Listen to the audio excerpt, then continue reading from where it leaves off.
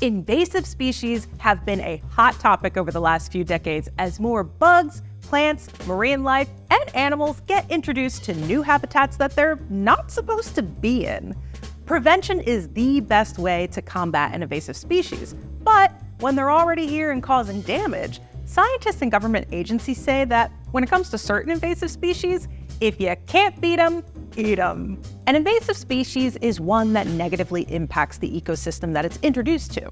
These can be animals that outcompete native species for food, plants that choke out native plants, and bugs that infest crops, effectively wiping them out. Overall, invasive species are living organisms that adapt quickly to a new area, and they don't have natural predators. This causes their populations to increase exponentially, harming local habitats, ecosystems, and property, which can impact local economies. Take, for instance, feral hogs. Now, farmers raise pigs for pork products like ham, bacon, sausage, really anything you'd find at a diner serving breakfast or at a local barbecue. In captivity, pigs are fine, but North America has been dealing with a feral hog issue since they arrived on Spanish ships in the 1500s. As with many food sources brought over by colonists, pigs are not native to North America. Over the centuries, pigs escaped and in some cases were even let loose. They had no natural predators and they had plenty of food to forage, causing the wild pig population to skyrocket. Feral hogs can be very dangerous and destructive. Not only do they have large, sharp tusks, they can weigh up to 300 pounds and run up to speeds of 30 miles per hour. They also carry bacteria and diseases that are easy to transmit. Add that to the fact that they often travel in sounders or packs with up to 30 hogs, they can cause some serious damage to people, farms, and livestock in their path. In some counties throughout the United States, hunting feral hogs is actually encouraged. Wild pigs are causing so much havoc in California's Sonoma County, lawmakers recently proposed a bill that would loosen restrictions on hog hunting.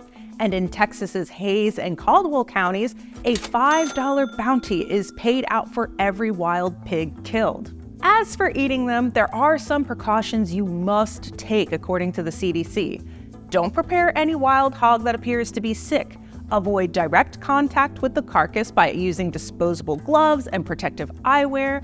Burn or bury the disposable gloves and the parts of the hog you don't plan on using. Wash your hands immediately after handling the animal. Any tools you used should be cleaned with disinfectant, and cook the pork until it has reached an internal temperature of 160 degrees. It sounds like a lot of work, but for many rural communities in the United States that deal with feral hogs, eating them is a reportedly delicious and pretty common part of life. Feral hogs aren't the only invasive species you can eat. Take bighead and silver carp, for instance. After escaping from a fish farm, they are now dominating lakes and rivers throughout the Midwest, eating much of the plankton that other native species like paddlefish need to survive. In order to encourage people to eat them, they're being rebranded as Kopi or silverfin. They're even on the menu at the University of Illinois, where 9,000 to 11,000 pounds of carp are served to students each year. Then there are lionfish, which are native to the South Pacific and Indian Oceans. They have become a threat to the Atlantic Ocean, specifically to the Caribbean, where native species like grouper and snapperfish who live in the coral reefs don't recognize them as a predator yet. Sharks also don't seem to recognize the lionfish as potential prey, thus their populations have skyrocketed. However, chefs across the Caribbean and even in Florida have found that the lionfish is a delightful addition to the menu. Very similar to the texture and flavor of black sea bass, lionfish are great for frying, baking, and are an excellent choice for ceviche. Animals and fish are not the only invasive species that you are encouraged to eat. You can also eat garlic mustard, an invasive herb that has been taking over the northeastern and midwestern parts of the United States, reducing the amount of biodiversity of forests.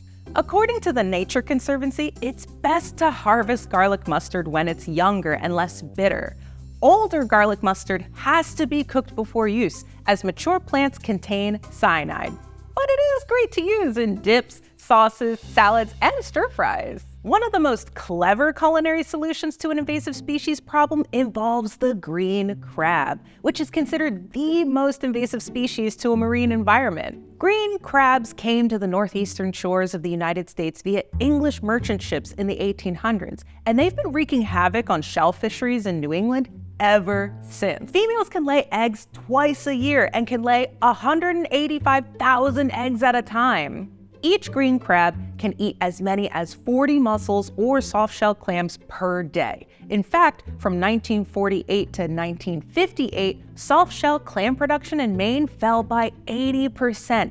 And in 2008, the EPA reported that shell fisheries lost around $20 million per year, all because of green crabs.